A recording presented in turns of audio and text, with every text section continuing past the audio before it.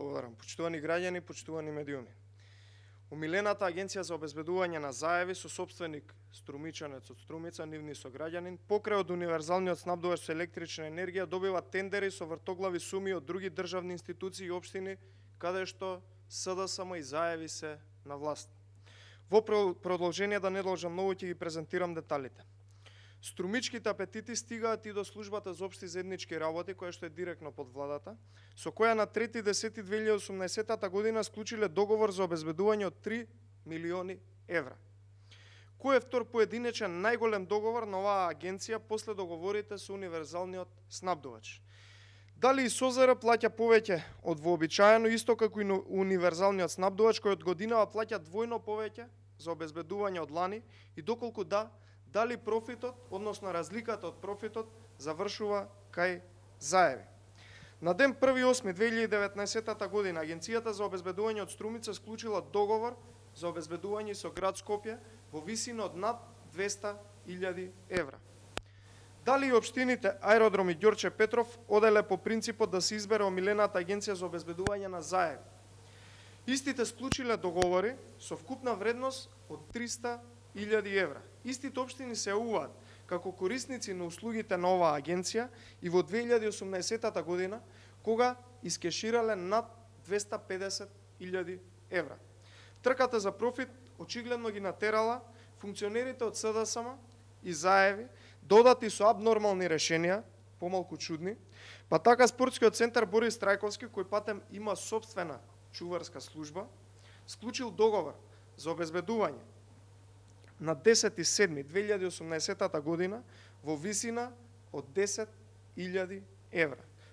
Неверојатно е зашто склучиле кога имаат собствена чуварска служба. Голема сума на пари, односно над 50.000 евра, плаќа и Агенцијата за катастар и недвижности, кој договорот со оваа Агенција за обезбедување го склучуваат на 12.12.2019 година. Како токму Агенцијата за обезбедување од Струмица покрај стотина други агенции низ државата се разработува кога станува збор за државни тендери, станува еден од најголемите добитници на државни тендери од областа за обезбедувањето, и тоа за само 2 години има обрт од над 21 милион евра, пари за кои што директно има сомнеш дека влијаеле за доделување семејството заеви и СДСМ. Дали покачената цена на струјата треба да биде дополнително зголемување на сумата која врвот на власта ќе има за делење на пари преку тендери од државата и универзалниот снабдувач?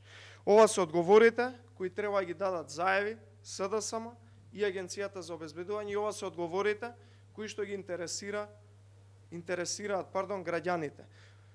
Впрочем, додека ги чекаме одговорите, ги повикуваме институциите да отпочнат со работа и да не спијат повеќе, да ги расчистат сите сомнежи во врска со оваа Агенција за обезбедување. Благодарам. Повелете прашања. Господин Арсовски, пред Повелете. 2 дена пратеничката група на ВМРО ДПМН, предводена од лидерот на партијата Христијан Мицкоски, отиде кај председателот Пендаровски со цел да реагира на давањето на врачувањето на мандатот на Заев како противуставно. Ги замрзнавте од што дека во наредните денови ќе направите и некаков обид за правна разрешница на оваа ситуација. Дали партијата размислува да превземе нешто?